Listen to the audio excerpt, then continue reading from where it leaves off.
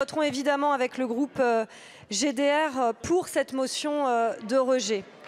D'autres l'ont rappelé avant moi, mais depuis un peu moins de 10 ans, ce sont un peu plus de 28 000 morts recensés en Méditerranée. Et nous savons malheureusement que ce chiffre est certainement bien plus important, puisqu'il y a dans cette mer Méditerranée devenue un cimetière de nombreuses personnes qui n'auront pas été identifiées.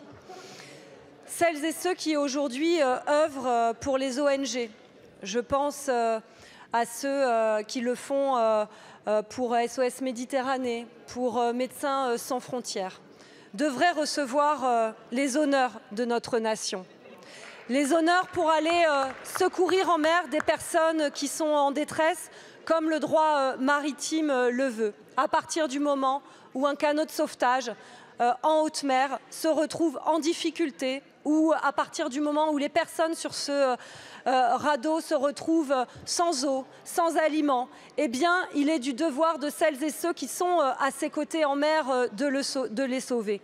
Sachez aussi que celles et ceux qui œuvrent aujourd'hui dans ces ONG et qui vont porter secours ne retrouvent pas toujours des corps vivants. Ils retrouvent aussi, auprès des canots de sauvetage, des corps d'enfants, de femmes et d'hommes morts.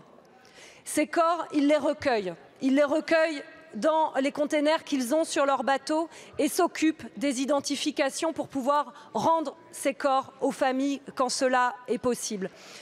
Je dis cela parce qu'il faut se rendre compte de ce que c'est d'être aujourd'hui au sein de ces ONG et de vouloir aller porter secours à ces personnes qui traversent la Méditerranée, non pas au risque de leur vie, je dis au péril de leur vie, mais tout simplement pour leur survie, même si cela les met en grand danger. Donc oui, nous devons être au plus près de ces ONG et pas les criminaliser comme le propose cette proposition de résolution qui tente de faire un trait d'égalité entre ONG et passeurs, ce qui est absolument abject. Merci Madame la députée.